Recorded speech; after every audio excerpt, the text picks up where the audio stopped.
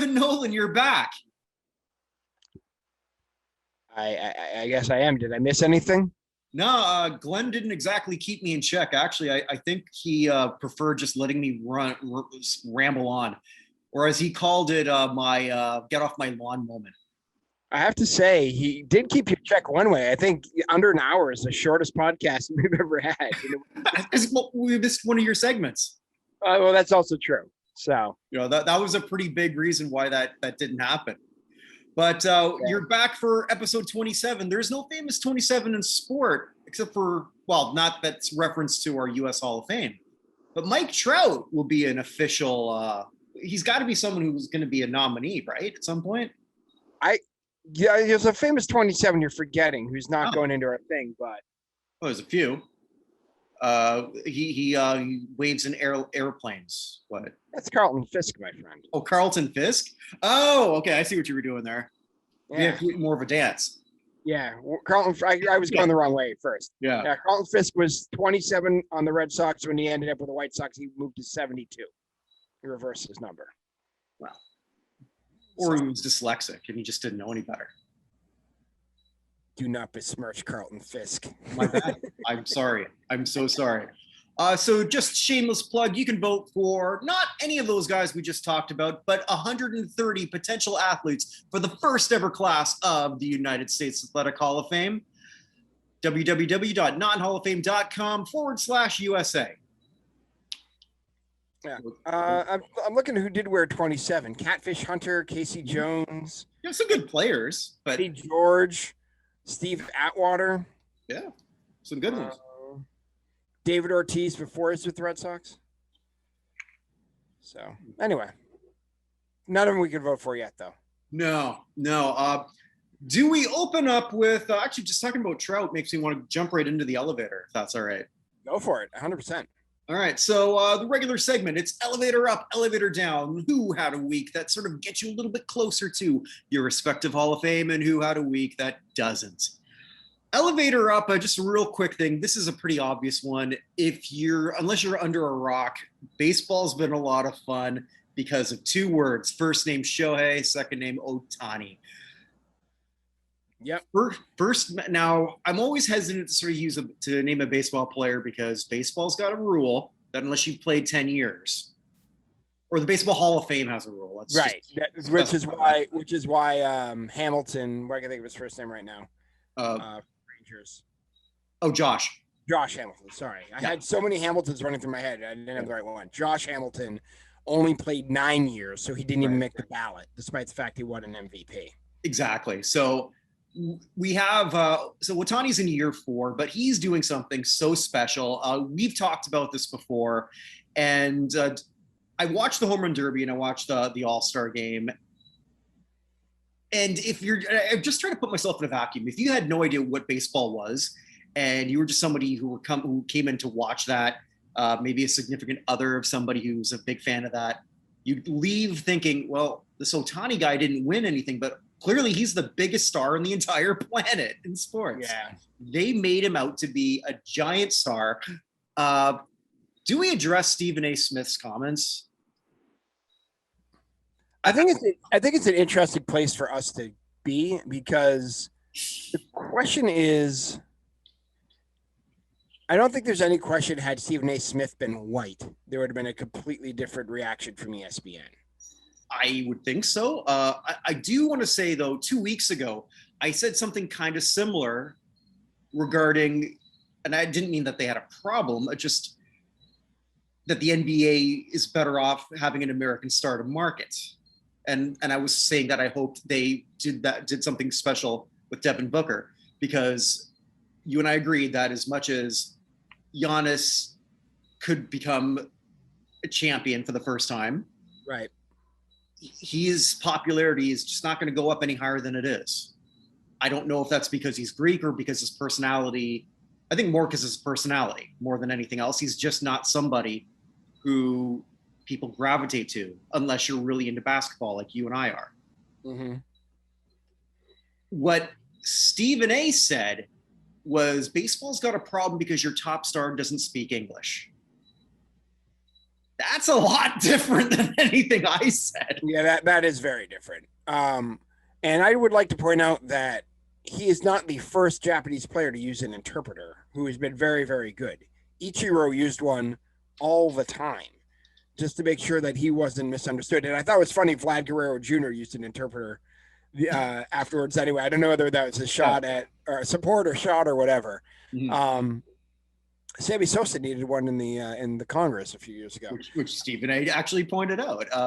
I think the weirder thing with Stephen A. is like 2 weeks ago he was on there saying how Ohtani's amazing, baseball doesn't enough to promote him, yada yada yada, and then exactly 10 days later he's like, baseball's got a problem. The guy they're promoting the most doesn't speak English right, and I'm just like, what happened? Did you hit your head somewhere in the middle? Did they just like, we need a different hot take?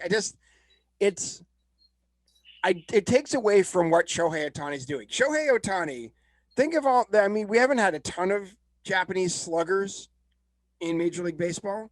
Not really, no. But he broke the Japanese player record for a season before the All-Star break while being the best pitcher. Well, he's not the best pitcher. Okay. Because he could win I could see Ohtani winning the MVP, but not the Cy Young. Fair enough. That is fair. Yeah. So, broke out of Hideki Matsui. And Matsui, I remember how big that guy was. Godzilla. Yeah, and it's not even that he was even approaching this type of skill. 32 homers was the record, which seemed super low to me. I had no idea it was that low. Mm-hmm.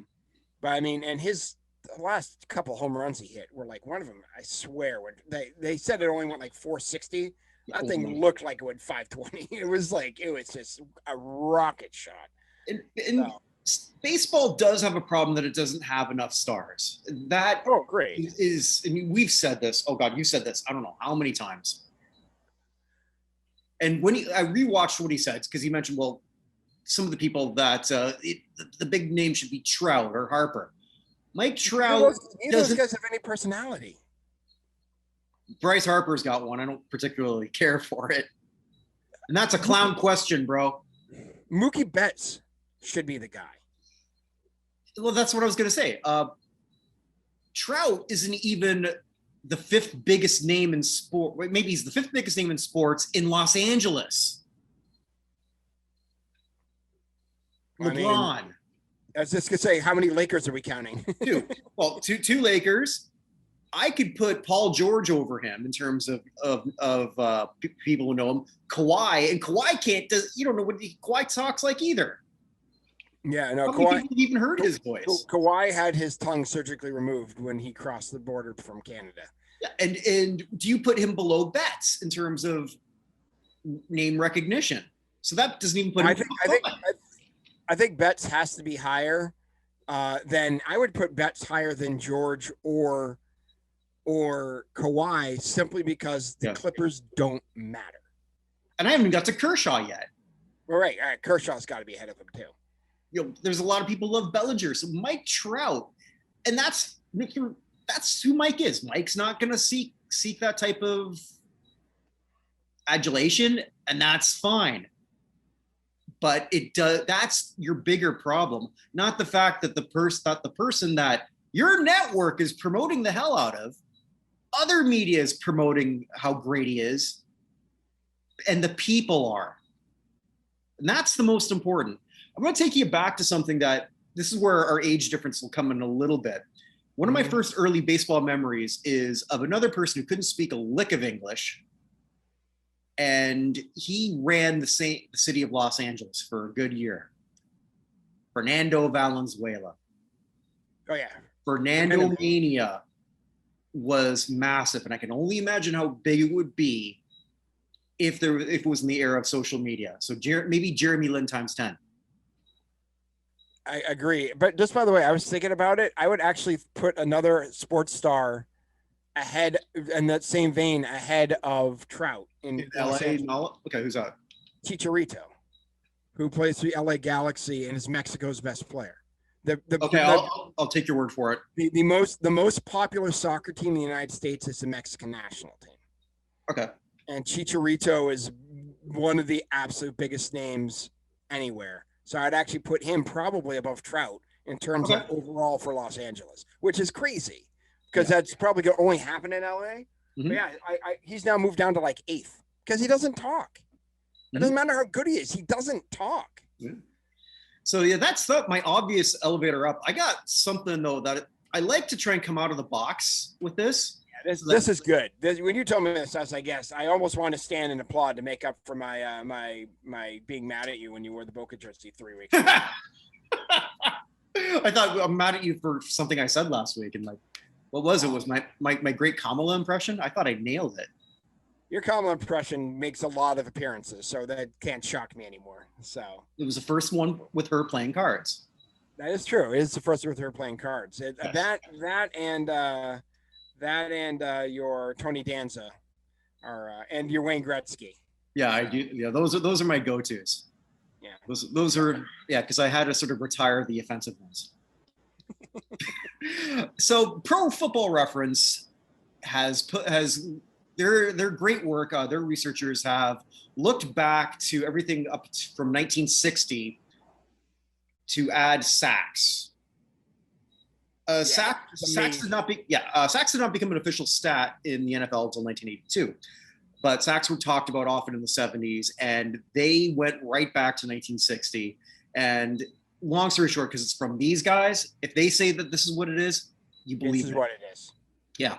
So some interesting names sort of popped up. One that's sort of already in the Hall of Fame. So Deacon Jones is now number 3 all time in sacks, which really shocks nobody. Exactly. But there's 3 names that sort of popped up to me that are not in the Pro Football Hall of Fame and are never talked about. 2 of which by myself. Only one of these 3 I actually have ranked when I expanded this to the top 300. So on Not in Hall of Fame, you can actually see 300 people for your consideration for the Pro Football Hall of Fame. Does that expand every time more people come out, or are you capping it at 300? I'm going to cap it at 300. Okay. Because baseball I just did baseball to 300, hockey's at 300. I don't have it in me to keep making this any larger. Understood. Than this, only because it's a pain in the ass every time I change lists. Understood. Yeah, 300 seems to be where it's going to be, but 2 of these guys might come in. One's Jim Kakovich, the Giants. First player, according to Pro Football Reference, to get a 20 sack season. 2-time sack leader. He's not at the 100, but first player to do that. He is one of the guys I do have ranked. So someone I think might be worth considering. 2 a little bit more modern in the 70s or late 70s, early 80s. Al Bubba Baker, who has 131 sacks, former Defensive Rookie of the Year, brought off to like a phenomenal start, slipped, but is someone who I'm going to take another look at of possibly ranking. And Coy Bacon, another name that I never would have thought of. I know he was prolific in that, but I didn't realize how much. I think a lot of us didn't.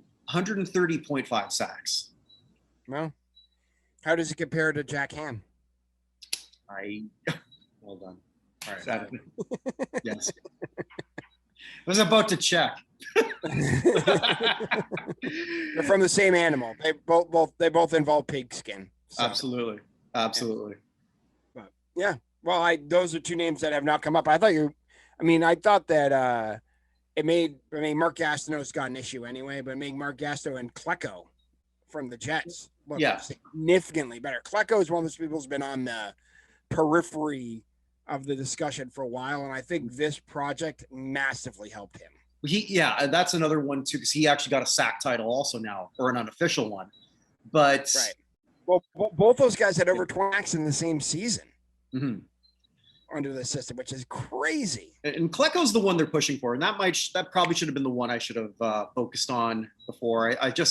These ones stuck out to me. I think Klecko was someone we all knew about. Right. No, but those other ones coming up, like the fact they're now even in the conversation because of this, has got to be a massive elevator up. It has to be, or at least now they're in a building. My elevator down, I didn't have one. I didn't have one until a few hours ago. And let's preface this. We record this Wednesday night. Usually this goes live on various forums on Friday or Saturday. Mm-hmm. I'm not going to say elevator down. I'm going to say the elevator light just went off. I don't think it's that far, but go ahead. Well, because we don't really know what happened. Right. So we're referring to Richard Sherman, who is a free agent. To me, somebody who's on the fence of a Hall of Fame. If somebody could push him in, I could probably buy that. If someone could make a case why he shouldn't be, I might buy that too. He's a fence guy for me right now. But he was that high character guy.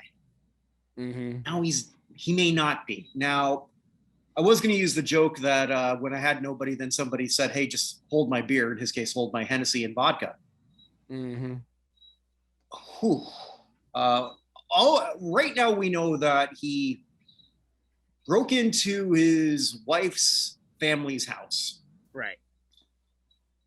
Apparently completely loaded into, not with a gun, but loaded in terms of alcohol. Well, he was also being referred for possible DUI and hit and run charges for something separate on his way over there. Right. Yeah. So that happened there, and he got violent with the cops, allegedly. I mean, apparently I read that they used the K9 unit, so I'm going to say that the K9 unit bit his leg. So. Bit his leg. Okay, I didn't get that. So yeah, so he had minor lacerations on his lower leg and ankle from the K9 unit. So who knows what was going through his head other than lots of alcohol. Some people are already saying, well, it's got to be CTE. Well, I don't know. None of us know at this point. None of us know. When I first saw it, it said domestic violence, and the first thought is always an awful one. Mm-hmm. It doesn't appear to be that. So I guess when they mean domestic violence, they're more, I guess, threatening a family, which is domestic. It's still not great. Oh, it is, but I mean, it's not beating up your wife, and when you hear domestic violence, that's my first thing that comes. Yeah, right. The first thing it's like is Ray Rice. You don't play much Dungeons and Dragons. Yeah, but one of the biggest challenges for any group in Dungeons and Dragons is getting through a door. Mm-hmm. And his inability to roll high enough to get through that door may have been what saves him ultimately in this situation. Maybe we should never use Ray Rice and elevator down again. Fair. Wasn't thinking that way. But yeah, fair. Well, just Are we going to go with Steven Tyler instead, or is we leaving that one out as well? No, I take enough shots at Steven Tyler, who does look like a lady, and I've said it before. I just said that again. It's Keith Richards' wife. So, by the way, the 12th Monday this week was the 59th anniversary of the Rolling Stones' first concert. Oh my God! Think about that. June 12th, 1962. Other than what's Brian Jones, they're all still alive. Who would have won? How many Deadpools have been lost because of the Rolling Stones? Yeah, I'm pretty sure that Keith Richards was like on the original Deadpool list from the 70s movie with Johnny Squares. It was an 80s film. It was. Yes. Dirty Harry 4, right? Where they put him with an Asian American police officer, which he was really upset about until he realized the guy knew Kung Fu. So. I think diversity is good for the force. I don't think that's exactly how he said it, but the best scene from that movie, by the way, other than Johnny Squares, who of course is Nicolas Cage. Jim Carrey. I'm sorry, Jim Carrey. I apologize. Jim Carrey, as I watched up Rockstar, is the scene with the remote control car with the bomb on it. Mm-hmm. It's just driving through the streets of San Francisco. That scene is never been replicated, and it can never be replicated again. The most terror you can get out of a toy car ever. So, an early film by Liam Neeson and a cameo with Guns N' Roses. Yep. And we're talking about Richard Sherman, right? We're talking about well, I mean, like, it was a pleasant diversion. And really, at this point, there's not much more to say other than that's why I said lights are off.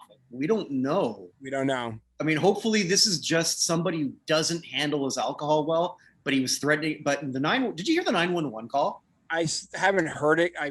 We have our, we have a big meeting tomorrow that I'm running. So I've been looking at that, but I have seen I've seen some of the transcript of it, or I guess some of the quotes from it. I haven't actually heard it though. Yeah. So like two quick things from it. First, his wife was saying that he's threatening to kill himself. The second is whoever is this 911 operator needs some kind of retraining or to be let go. This was we've heard far too many 911 calls. I'm sure like whenever something goes wrong, they always release it. And I've never heard one. Maybe I have, but I don't remember one where I've thought, holy crap, is this person suck at their job? Oh, but when we get to my ugly, we're gonna have other people in law enforcement who suck at their job. So okay, nice. So yeah, that's my elevator down. Before we went on, you saw something about on a Hall of Fame that I missed completely. If we want to touch on that. I mean, we as the Hall of Fame podcast. I know this is a downtime, but they did have the Nashville Songwriters Hall of Fame had their inductees this week. I guess it was announced yesterday. So there are 5 of them, 2 of which are very well known. The other 3 probably a little bit less. 1, yes. The other 2, not as much. But the 2 headliners are 2 people who you said would probably not be seen in the same bar. No. Toby Keith and Amy Grant. And nor will they actually at this party, I'm sure. Yeah, well, there's a picture of the people who are getting inducted, and there are 4 of them, and Toby Keith is not there. So it's Amy Grant and the other 3 people. Didn't you put Toby Keith on the picture? Well, he wasn't there for the picture. Who knows? So this already happened. Yeah, well, they had a picture of the nominees. Okay. Or the inductees. So, okay.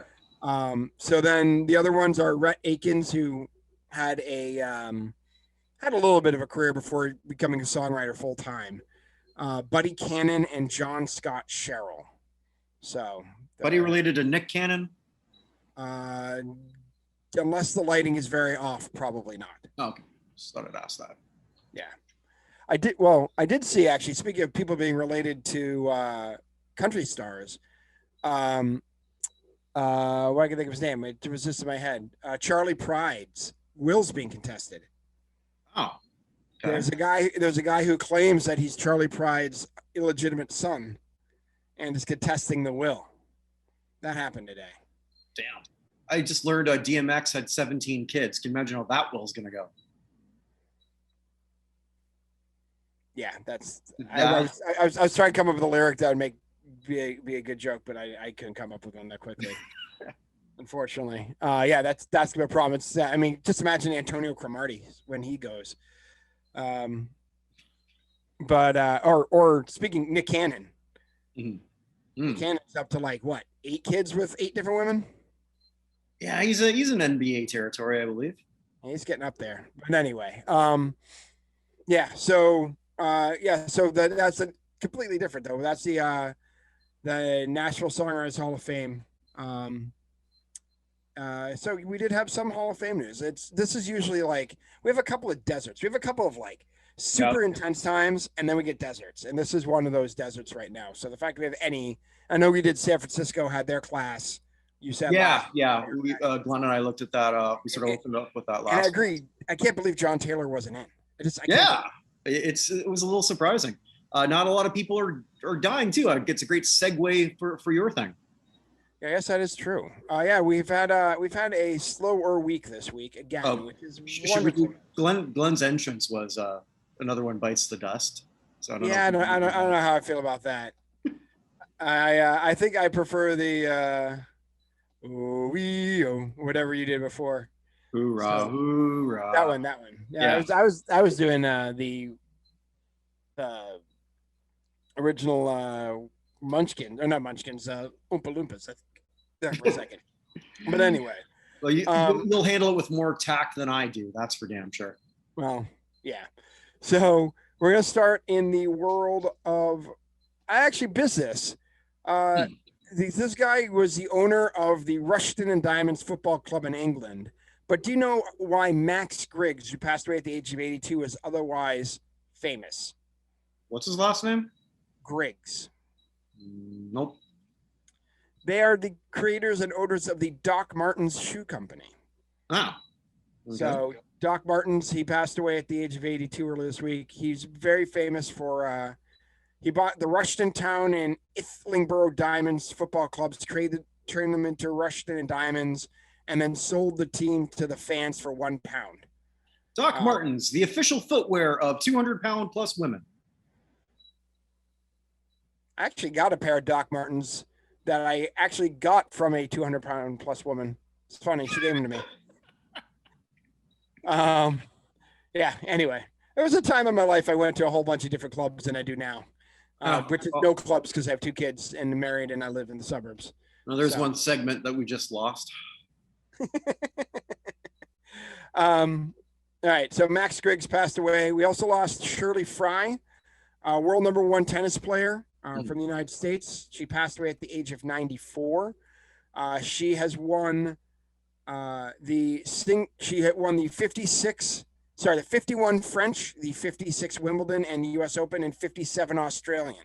Okay. So she held 3 of the 4 titles at the same time, has a career Grand Slam, also has Grand Slam titles in 1 in the Australian, 4 in the French Open, 3 in Wimbledon, 4 in the US Open, and then mixed doubles, 1 in French, 1 in Wimbledon, and 2 in the US Open. So overall, that's 1, 2, 3, 4, 5, 6, 7, 8, 9, 10, 11, 12, 13, 14, 15, 16, 17, 18, 19. That is 20 Grand Slam titles. That is a lot of titles. And she's not somebody I know and probably somebody we should look at for the future. Yeah, for the US All. I wasn't familiar with her either. No, she was the longest surviving female Grand Slam and Wimbledon singles champion. So, okay. But she passed away at the age of 94. She retired in 1957. She played from 46 through 57. There was no rankings, by the way, in women's tennis until where was it? There were no from 1940 through 45. So 46 is when she started being ranked. She retired in 57 because she got married, and that's what you had to do. So there you go. But one of the greats and kind of forgotten in US history at this point. I mean, 20, sounds like 20 Grand Slam titles that's pretty good. I agree, yeah. She lost her last match, by the way, to someone named Althea Gibson. Just to give you an idea where she was. Okay, we lost thoroughbred horse racing jockey and world champion and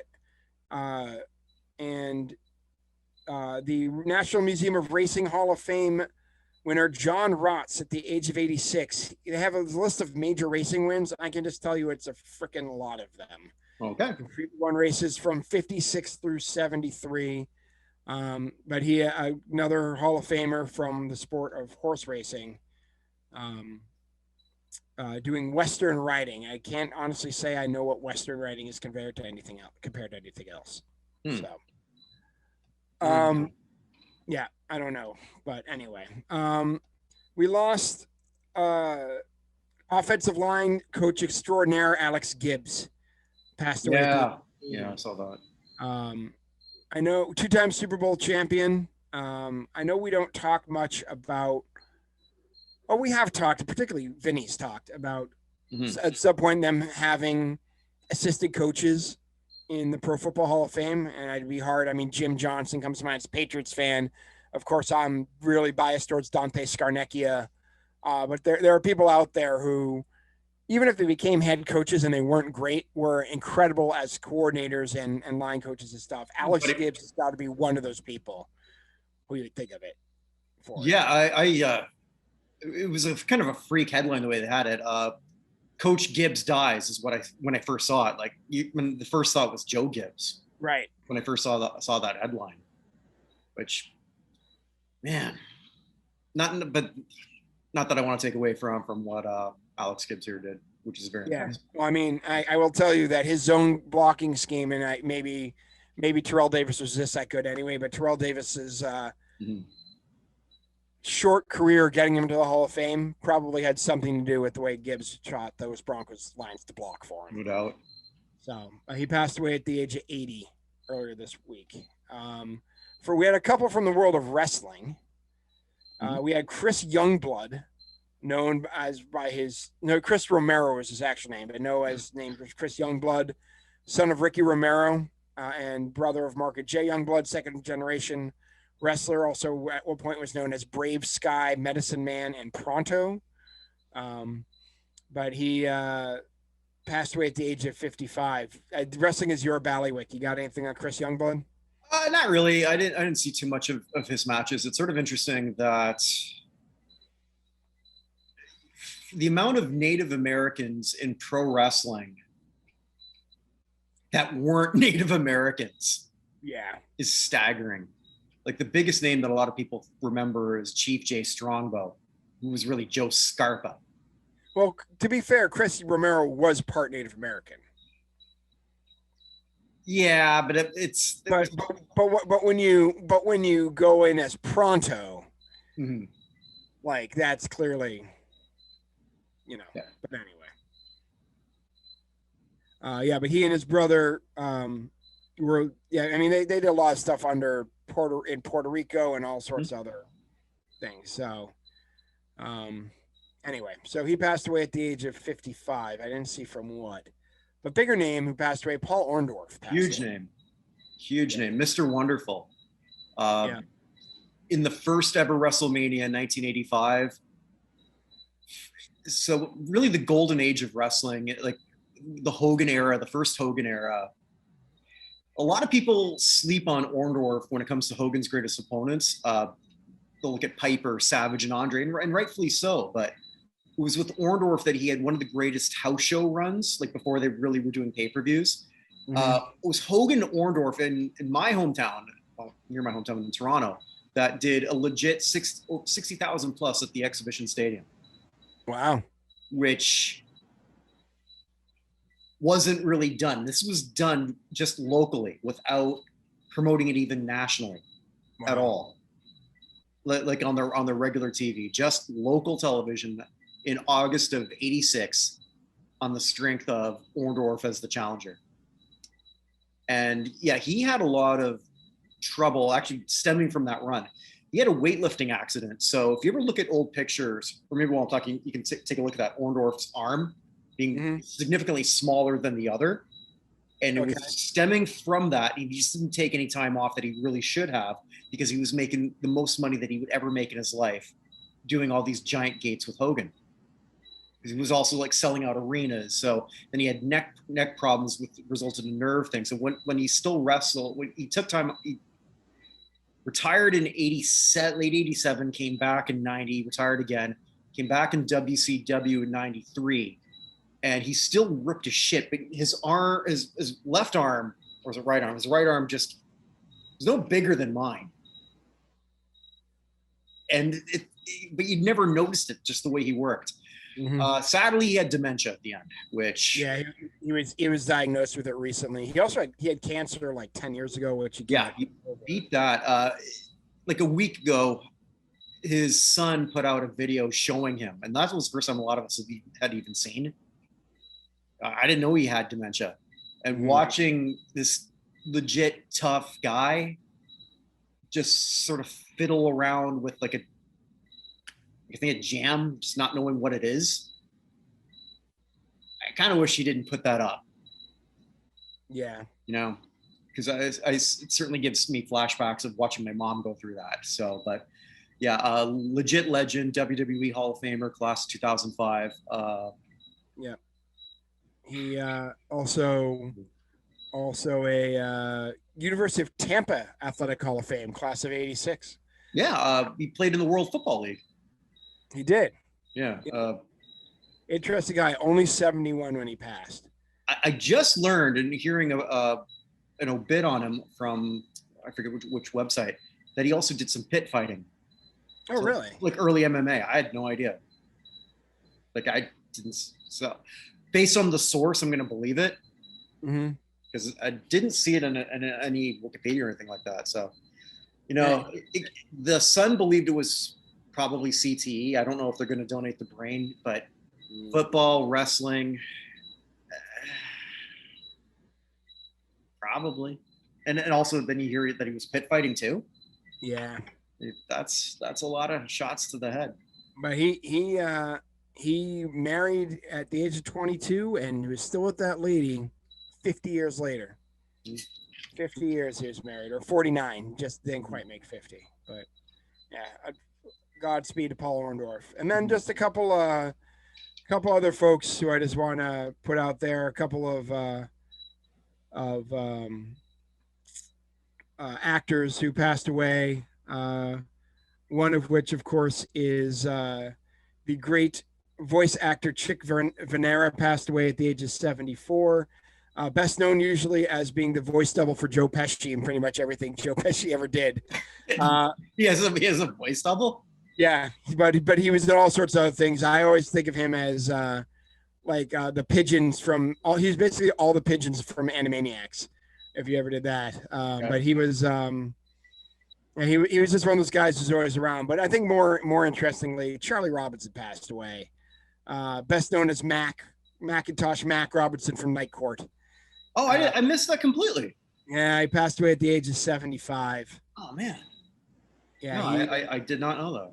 Night Court we've bring up a lot in the show because Night Court is hilariously funny, and Mac was with all the craziness going on, Mac was really the straight guy that allowed a lot of the craziness to happen. The episode I always remember from him was the episode where they had the sex toys in the box. I don't know if you ever saw that episode. I'm sure I did, but it was brought in. They're like, you have to enter these evidence. He's like, I don't know anything these things are. How am I gonna figure this out? And then goes and looks over at John Larroquette, and just John Larroquette and Mac talking about what these things are and what they do. And eventually the box catches on fire, and they put the box down, and it starts chasing a beautiful woman. And it was like, just the whole thing was just absolutely hilarious. I always think of that episode just because of the way they were just so different from each other and how well it played. But yeah, Godspeed, past the age of 75. I mean, his filmography is pretty long. I'm just trying to think of I'm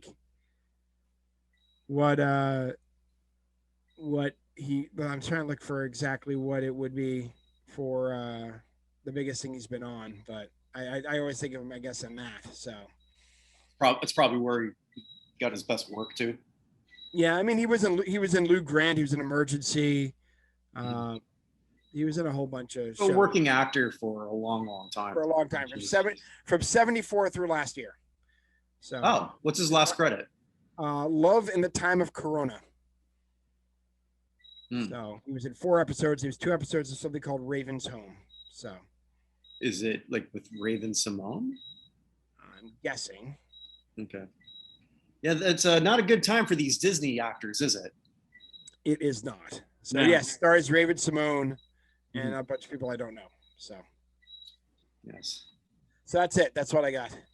All right. I can do a little quick shitbox rant. Yeah, I was thinking. You last week you were talking about having Kirk shitbox as a T-shirt. I'm thinking more. You should do like all the sorority girls have the sweatpants that have pink on the butt. Just like one of those that just say Kirk shitbox. I think that would be the way to go. Yes. The next regular segment, Kirk shitbox, because I got jealous because you have 2 and I had 1. You weren't jealous. I wasn't. It just sort of worked out that way. You were doing this anyway. We just decided to make it an official part. And by we, I mean you told me you were going to do it, and I said, that's fine. And it's just, and all it is for our new listeners, it's just a soapbox where I just rant on nonsense. Here's my rant. Hey, Japan, you suck. All right. I live in Barbados, for those who don't know. We're at, I don't know what we're at in terms of percentage of, forgetting the word, inoculation.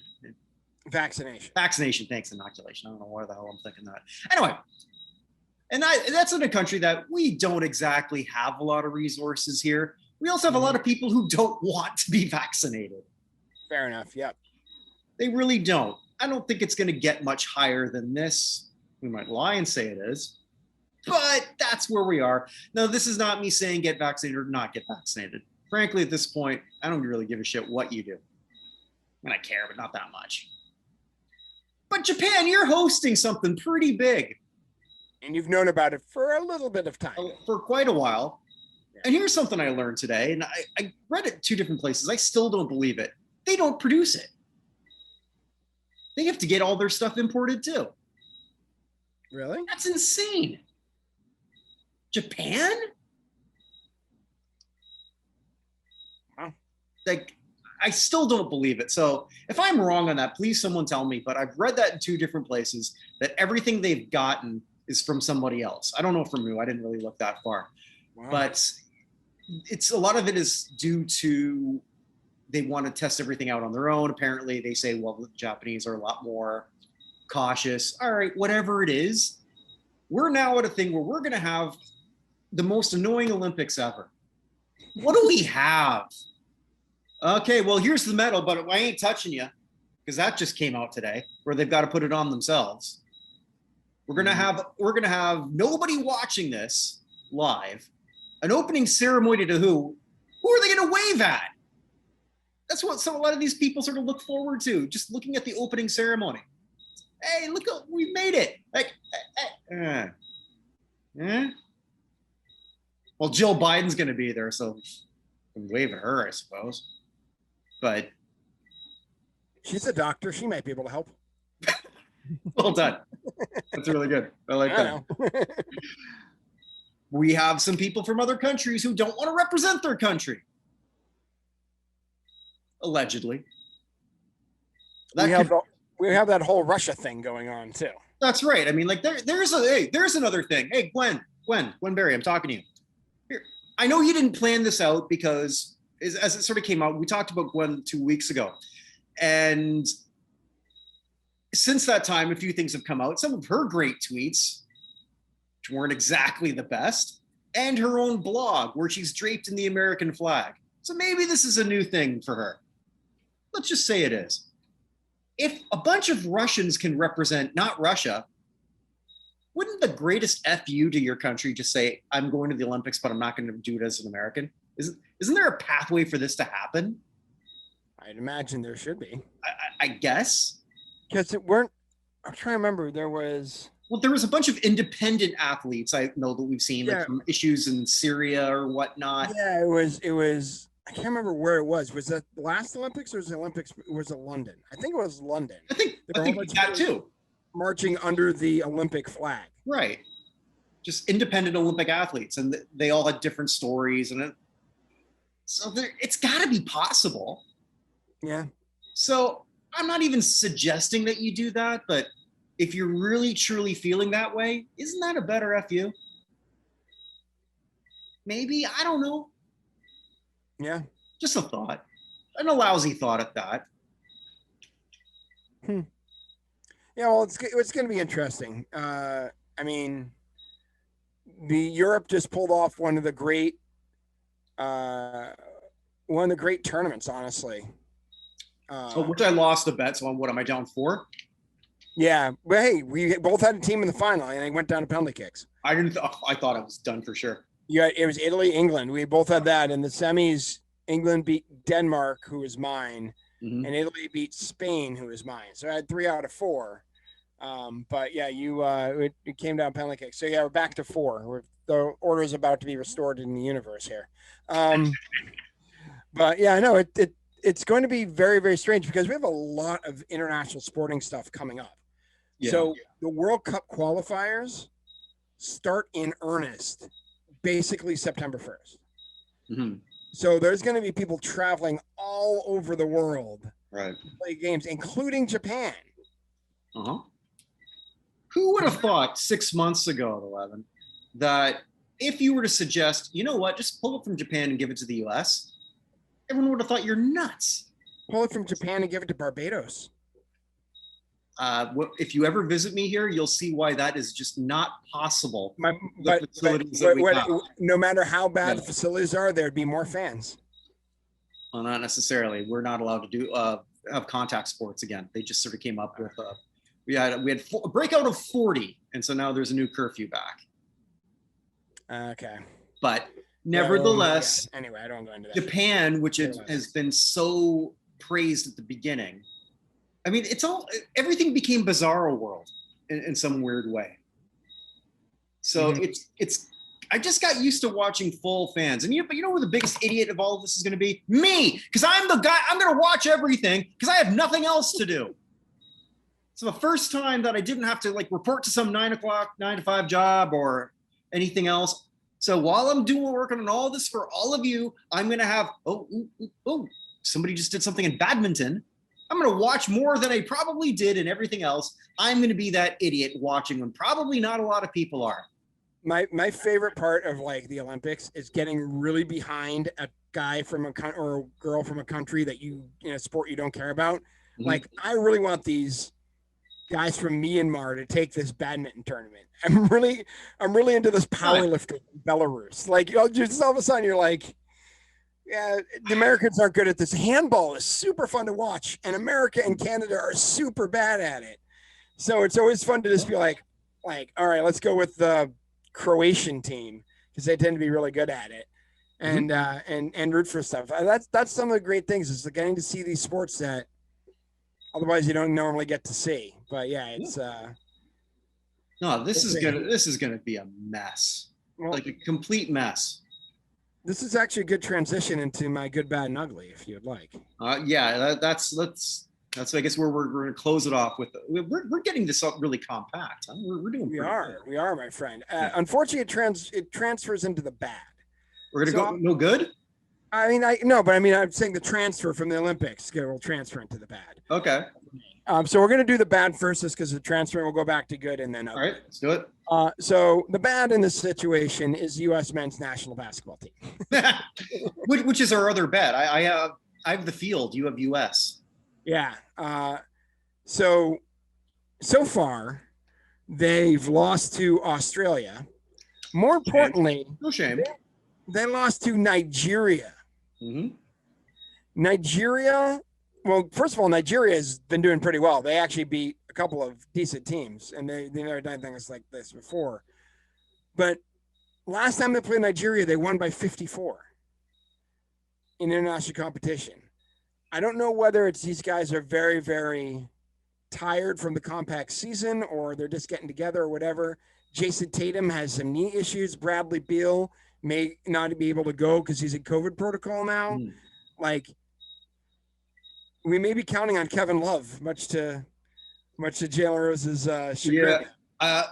What I said to you before, I don't know that we'll be able for me to put a number out, because I suggested that I was going to give you the amount of minutes that he's going to play, but I don't think they're actually showing it on. Maybe they might be on FIBA.com, but because I wanted to give you a number of like over or under how many minutes Kevin Love plays. Well, the numbers going up because they keep losing people. So this is just the start here is not good for the basketball men's basketball team. It's almost impossible to beat them because they're expected to win every game every time, which is just not possible. There are other countries: Argentina, Brazil, Spain, former Yugoslav countries. Greece isn't bad. Turkey's got a decent team. Like, other countries are catching up to the U.S. only because we're so high up. They just, even incremental steps, that level of the U.S. is just about as high as it can be. So if we're 100 and they start at 75, now if they're in the 80s and low 90s, the chances are even a 100 rated team is going to lose to a team in the low 90s at some point. Yeah. Right. But it's not looking good to start. They did beat Argentina. They did beat Argentina. That is true. But this is not the Argentina of Manu Ginobili either. Didn't actually, I think the U.S. women's team lost today or did they win? I didn't watch it. That they played the WNBA All-Star team. Oh yeah, I saw that was up there. I didn't see how. I can check that quickly. Yeah, not that. Yeah, they did lose. They lost to by 8. So, yeah, they don't lose a whole lot to anybody. No. So I would imagine that the top players in the WNBA All-Star team were probably playing for Team USA. I think the top men's players play for the Globetrotters. We talked about this. We did. Yeah. No, but it's not starting great. So hopefully they figure this out and pull it around, because none of those guys want to go to Olympics with no fans and come back with no medals. Put it that way. So. No, they do not. I mean, I think that's another thing too. Like all these people are pulling out. I get why, if you're a multimillionaire and this Olympics, I don't want to say that it's a wash, but what's the prestige right now? it doesn't have the same thing. You're not going to play in front of anybody. You know, like, okay, you use your medal, or, you know, thanks. Right. You know, like it's what Djokovic just pulled out in tennis. Yeah, so did Federer. Oh, Federer too. Okay. Yeah. And Nick Kyrgios pulled out as well. He's like, if there aren't going to be fans, I'm not going. So Serena pulled out a while ago. I'm sure Osaka doesn't want to go, but I mean, she's probably felt pressured into this for all her life. Well, the good news is she's not going to deal with any fans. So she still have to deal with fans. Don't bother her. Fans don't bother her. That is true. Yeah. By the way, just going back to Argentina for a second, one thing I do want to say on sort of transitioning to good, this is not the good, but congratulations to Lionel Messi. Oh, yeah. Finally getting the monkey off his back and leading an Argentine team to win a major international title in a very weird South American championship. It was a very, very strange tournament. But they ended up winning it. And he has his first international. Argentina's first since '93, believe it or not. Yeah. So good for him. Congratulations. Not what I want to talk about, but good for him. Okay. The good of the week. The who is having the best week? The answer to that question is the WNBA in 2028.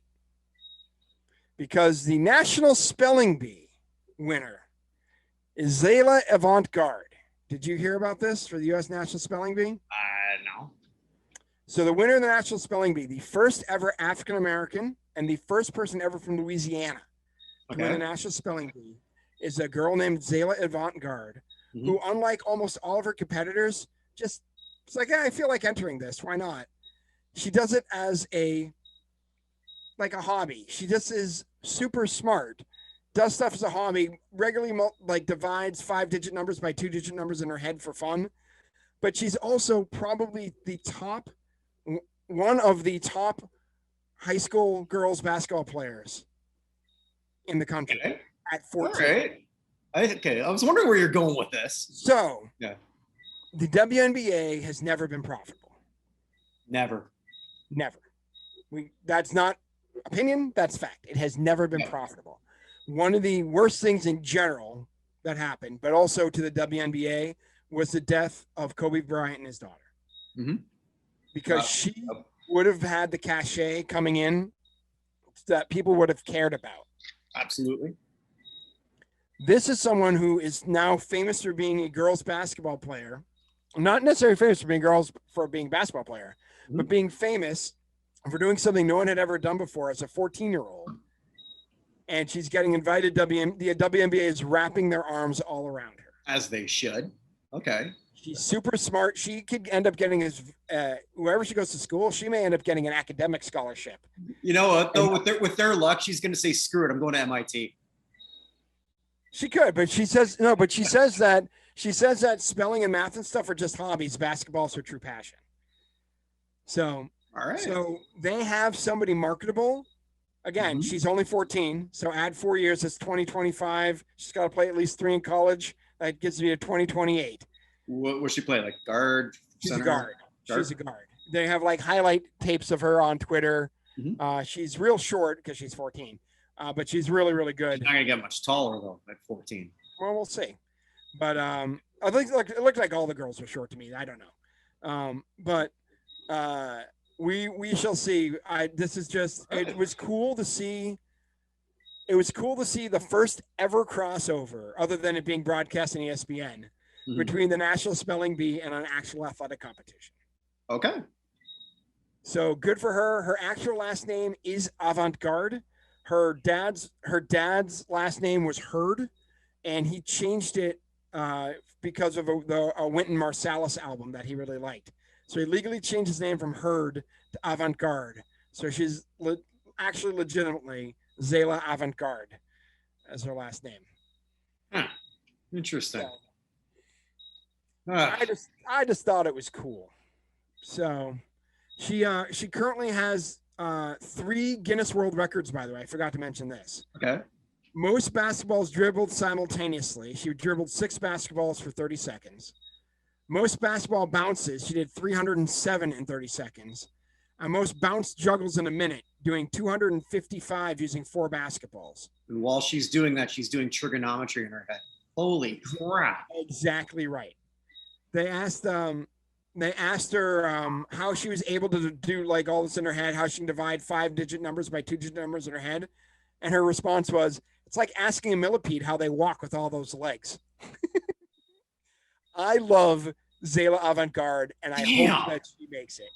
This she is amazing. This makes me wish Carson or Letterman was back on the air.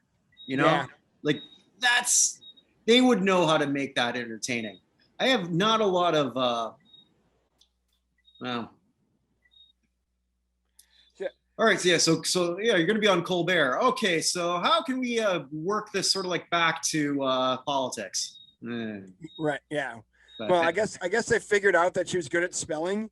Her dad had been watching Spelling Bee and just went up to her and said, "Can you spell the from 4 years ago? Yeah. You spell the winning word of Marrocain?" And that's what it means. Marrocain.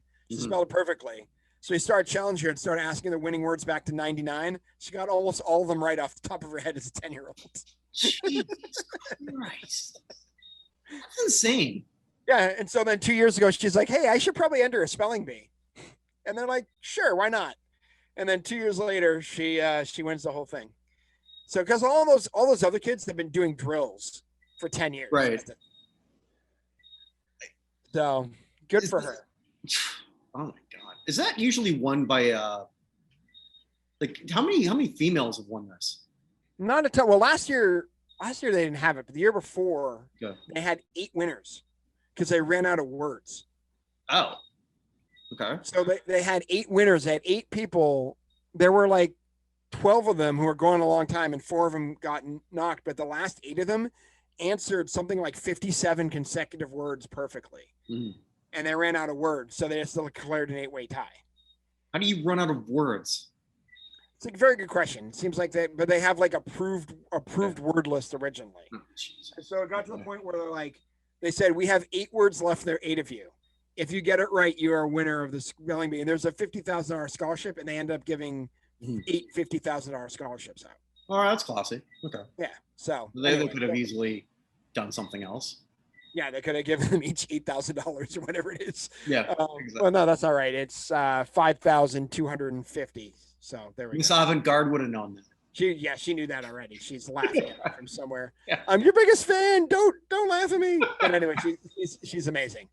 All right, so that brings us to the bad. No, the ugly. Sorry, no, we did the bad. The bad was the U.S. national basketball team. We're going to go the ugly. Okay. And I thought about Stephen A. Smith, but I knew we were going to kind of talk about that earlier. Instead, my ugly this week is the FBI. The FBI. The FBI. So the FBI, a report came out today. I must have missed about the FBI's response to the Larry Nassar case. Okay, I don't know anything about this. Okay. All right. So the FBI learned about the allegations in July of 2015, and basically the Indianapolis field office just sat on it for months at a time and did no investigation. They didn't do a single interview of anyone until 5 weeks in. Oh. And the 3 people who came forward to talk about it, they only ever interviewed one of them.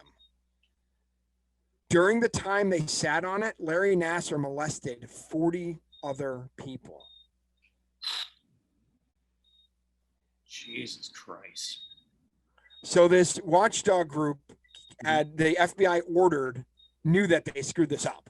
Mm-hmm. And they ordered an independent investigation into it. And it is super, super bad. Because I thought he did a lot more than just 40 though. No, it was 40 during that time period. Oh, okay. It was just during the time period they sat on it. It was 40. It's like 175 cases or something. Or no, it's over 100, but he's serving 40 to 175 years in jail. But there were no criminal charges for the agents. The agents, one of the agents is just because there was an investigation done by USA Gymnastics, and they brought it to the FBI, and the agent in charge basically said the guy in charge of USA Gymnastics was a greasy guy and seemed like he was shady, and therefore I didn't believe him. So they did no investigation. So is there going to be? Do we know? Are there going to be some internal investigation on this? Or Well, the FBI basically came out today and said, yeah, we completely screwed this up. Like step one. In a way that you've never seen a federal agency be like, yeah, we screwed this up. That's exactly what they did. They basically threw the Indianapolis field office entirely under the bus. Sounds like they deserve it. Yeah, and said that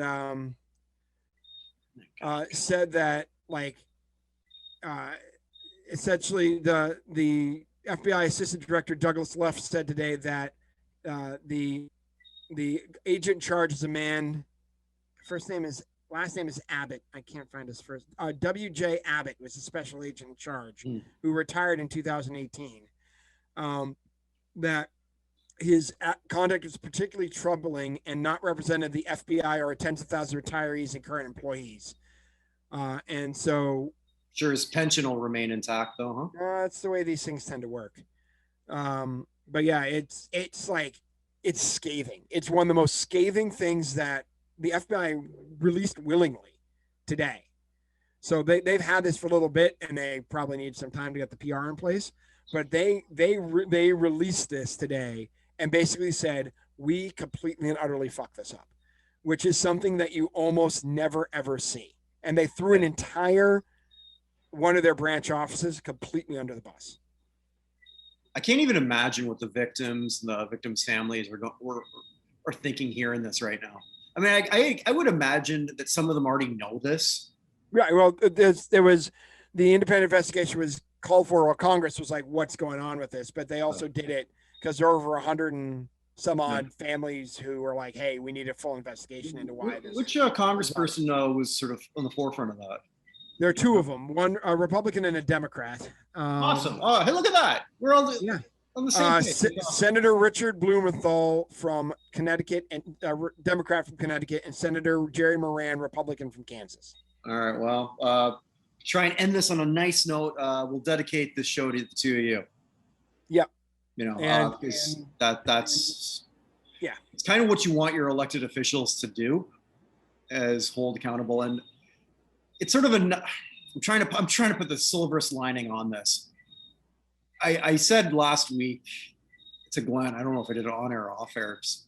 I'm kind of scared for the U.S. how broken it is. But seeing a Republican and a Democrat do this together. Yeah, get together on anything. You know what? Even something as obvious as why there wasn't an investigation into a massive series of rapes. But we can't get them to agree on anything. It gives me hope, though. It gives me hope, and I like to see that. There has to be some common ground somewhere on something. Yeah. Yes, and this is something. I do have something for sure for next week. Good. Next week we will. So this will put a bit of. I'm hoping this will be up by that time, but we will be announcing the semifinalists of the Fictitious Athlete Hall of Fame and the Fictitious Rock and Roll Hall of Fame. There will be some surprises. Are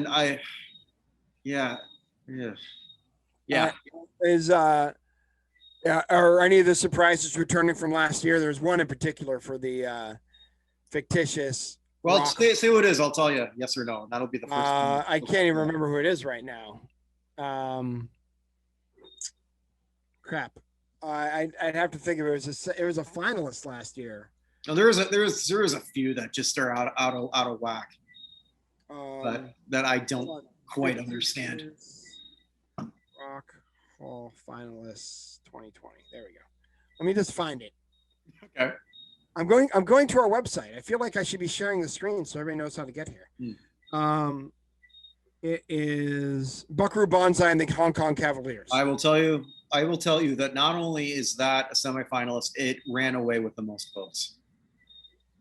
And it's not even close. Wow. So that will be the only surprise or the only thing that I will issue now. But yeah, that somehow there's a Buckaroo fan group that likes it. Thank you. Yeah. I can't be bothered to look as to who you are, but you definitely exist because it all happened and a lot of it in the 3 days time span. In a 3 day time span, they all just spammed it all together. Yeah. Because I know you know where people's countries are what are from. Not the votes. I mean, I'm sure there's a way to do that, but I never asked how. I do see where, like the average, like mostly it's people from the States, of course. Canada being number 2, UK being number 3, and then whenever any other country pops up, that's, if it's Russia popping up, usually that's not good. It's that means I got to clear off a bunch of spam bots about penis enlargement and hey, if you click here, you can make money too, comrade. That's not things I particularly enjoy. So last year's inductees, just for those who have forgotten, were Josie and the Pussycats, finally, Marvin Berry and the Starlighters, although that really should just be Martin McFly, and the Rudels. The Rudels. Yeah. Ruddles is a Ruddles, right? Ruddles. I say Rudels, but it's Ruddles. Yes. So. Yeah, it'll be interesting. So we definitely have a topic, which also means that something big's going to happen. So we got a compact show this week that's going to go expanded. It's going to go Delta Burke 1988. Wow, that is a deep step into Veronica's closet. Oh, could have went Kirstiali. That would have worked too. Yeah, but it's actually she was in Designing Women. I screwed up my shows. So, incidentally, with Veronica's Closet, something sort of came up. With one of your favorite athletes, Megan Rapinoe, being in Victoria's Secret. Right. So they've already sent out some of the magazines out for all that. Apparently, her layout is the one that's the least sticky. Wow. I'm proud to say that's an original. Congratulations. Thank you. Yeah, my last episode I had a joke in the air I didn't say, and you thought I should have said, and it was hilarious. That's why I'm glad you said the joke. Nice. Oh, but incidentally, Megan did actually tweet out support in favor of Shohei Ohtani, although it was really offensive. She said how he looks particularly Asian. Really? No, making fun of her tweet. She didn't actually. Oh, okay. I was like, wait, that seems like a bad thing for her to do after what was going on. So. Yeah. Okay. I will close with this. And I know it took some shots at her. Megan Rapinoe's no racist. Having said that, I find it really interesting that the person she said that about has said nothing. Natasha Kai. Kind of just left her hanging out there. I don't quite know what my point is, other than I find that interesting. It's interesting. So, but Megan, if you're listening, and I know you're not, don't apologize. You're not gonna make anybody happy anyway. Just don't. Just do you. Just do you. Go there. You've got another bullseye on your back, which usually means you're gonna kick ass. Yeah. That there are very few athletes out there who relish having a bullseye on their back more than. No, I mean, and I'll say, I don't think I'd like her as a person. But her as an athlete, holy shit! I've never seen anyone. It's like the bad guy in wrestling. Mm-hmm. She loves it. She knows who her fan base is. Doesn't care about though you don't like. She's one of those people, I think, that. A lot of us say, well, if you don't like me, screw off. Most of us don't mean it. She legitimately means that. Yes. And my hat's off to you. And that's how we'll close the show. It's an end. There we go. That's a much better way to do it. So I think so. All right. Stay safe, everybody. And we'll see you next week. Take care, guys.